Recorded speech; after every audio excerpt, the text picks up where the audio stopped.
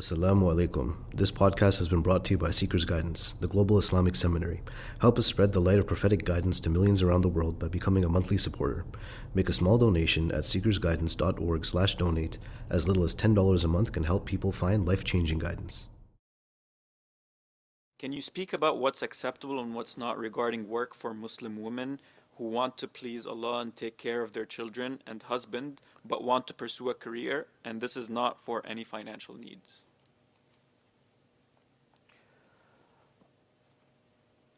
So it's not possible to give a blanket ruling on this, right? There's several things to consider. Firstly, there's no categorical prohibition on a woman to work after marriage. Right, number one. Number two, at the same time, there isn't any expectation on a woman to work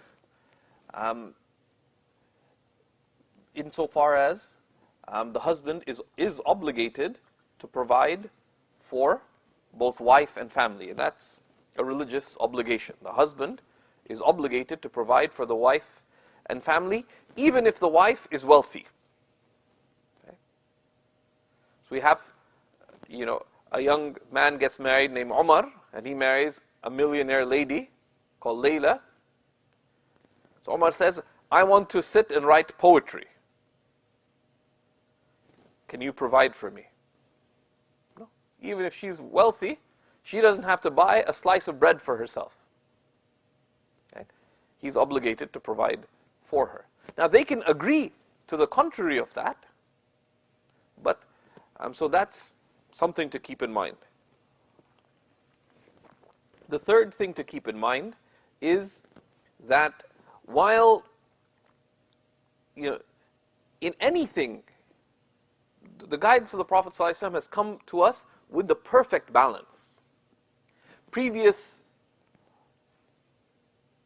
traditions talked about virtue as being a balance, and the idea of the golden mean in things. But the Prophet ﷺ showed us not the golden mean, but the perfect mean, the perfect balance. And part of that is, that khairul umuri awsatuha, the best of matters are the most balanced. And there's balance when all considerations are given their due. And one of the considerations is that of the greatest things one could do in society is to raise children. Right? That is one of the greatest of tasks. And while that is not all that a woman is for, right? That is not to be denigrated. Right? That you're not working. It's almost like some kind of negative. So that aspect needs to be considered as well. And with that, the great virtue of motherhood, with that, what would be in the best, what would also be in the best interests of the children, of their well-being, all things considered. Also to be considered is, in approaching marriage or in marriage, is reasonable societal norms and personal expectations. So if Zubayr marries Zubaydah, and she's right now in medical school, what is the reasonable expectation? Then why is she in medical school? Just to drop out and then not pursue her medical degree? Is that a reasonable expectation? No. Why did years she spent doing this? Why? Because this is something that she was keen about, and there's some consequent benefit too. So people's backgrounds and expectations are also considered. Right? They're in deciding that. So if a woman she's pursued a career, etc., and any human career has some potential, some actual or potential direct or indirect benefit for others. whatever it is. So there's some aspect of the public good that is considered in it. So there's a range of considerations. Properly speaking, if two people are getting married, they should discuss these things beforehand, because we're in an age of fluctuating expectations. Our own personal expectations are in flux. So the same person may expect, well, I want 3 cooked meals a day, but he also wants his wife to earn a full salary, because we got to pay the bills and buy the house and do all these, live out the middle class dream or nightmare. And